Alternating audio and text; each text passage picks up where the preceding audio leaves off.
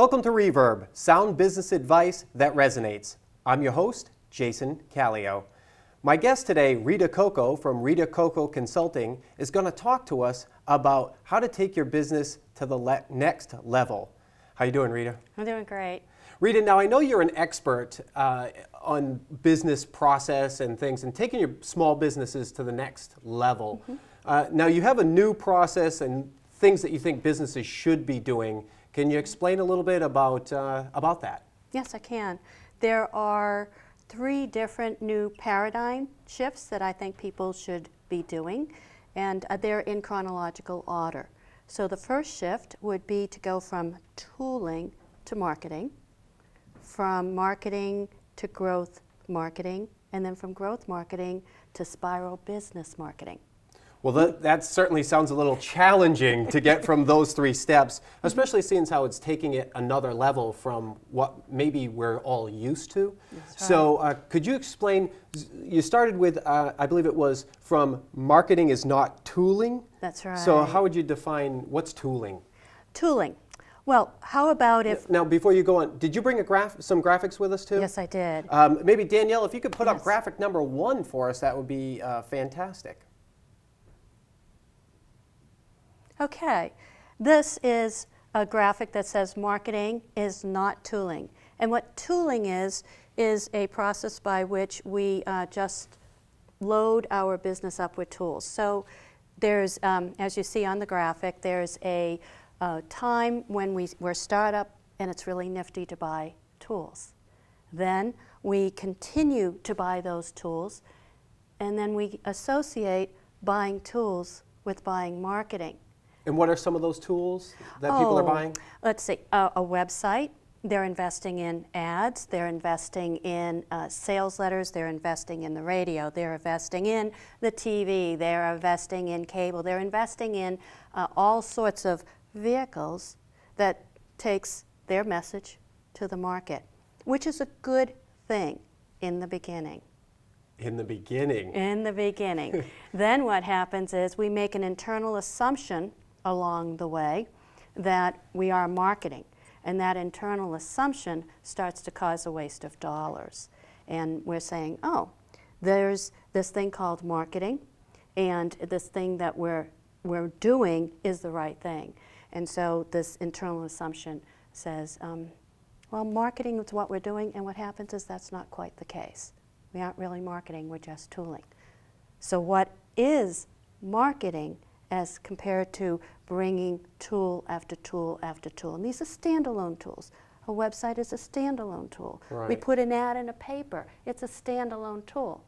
But wouldn't it be nice if the website pointed to the article in the paper that then pointed to another, to maybe call to action, to call us? So that's how we can leverage the tools. So you're saying these things should all be connected in a cohesive plan, an integrated plan. That's right. Which is one of the things I struggle with a lot of people when it comes to trade shows. That's the same thing. Same the concept that your website should communicate what you're doing at your trade show. Your trade show should then, push people to be calling you or doing something. Right. Do you see how you have that process going from, it's a system from one tool to the next.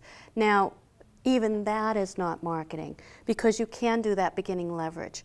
And I tend to say that there are 6 different M's in marketing. It's actually an equation. Okay. Ready for this one? I'm ready. I love math. I know you love math. One is marketing, is the 6 M's, and it's a multiplicative equation. So it's methods times the market times the message times the metrics times the materials times the measurements. I get the 6 down there? I hope so. What I'm saying is that those are the 6 components of marketing. You take one away, you don't have marketing anymore, because when you have nothing there, it's 0. And anything times 0, it's 0. 0, absolutely. Right? So it's not an addition. If I have a market and I have some tool to talk to the market and I have a message to put in that communication tool, I'm marketing. Not yet. So we have to add some other things to it. So there's other times or other people that might have a little bit more invested in their marketing. They're better at marketing because they have this gut, and they're very intuitive as to what to do in their business.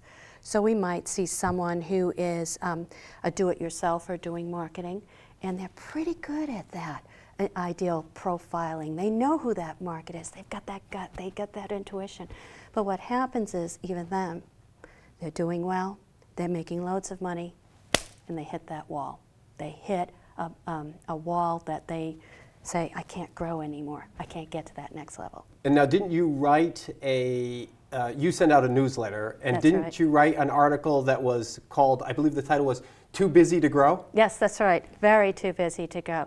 And we'll talk about that. When it comes to marketing, a lot of people ask for a plan. They get to the point where they've learned that they have to do marketing. They know they're not just tooling anymore. I have a website, I have an ad, but I need more. I know that these two are maybe talking to other, but I'm still not growing. I'm still not getting the prospects in the pipeline. I'm still not, or I'm getting them in, but not at the rate that I want. I want 10 more prospects a month. I want 100 more prospects a year.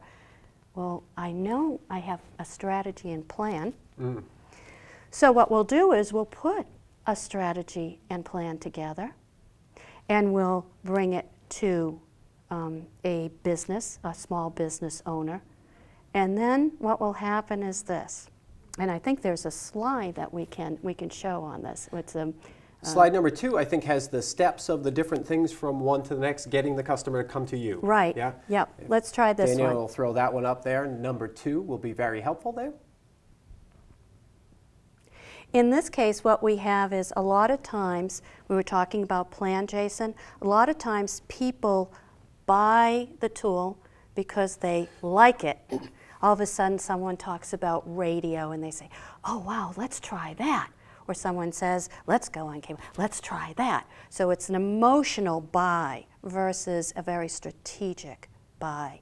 And so in this case, what we have on the slide is all of the tools that you do bring in is based on your client, the market, rather your market that you want to become a client. So the market is hanging out, what I call hanging out. They're hanging out in trade magazines. You have a person who is a general contractor, there are trade magazines for a general contractor. You want to market to a landscaper, there are magazines. If you want to market to a spa, or you want to market to a chiropractor, or you want to market to any kind of business, there are places where they read to help their business, or they look to help their business. And so what happens is you need to buy that kind of tool. And that's all it is, though. That's just a tool. That's right.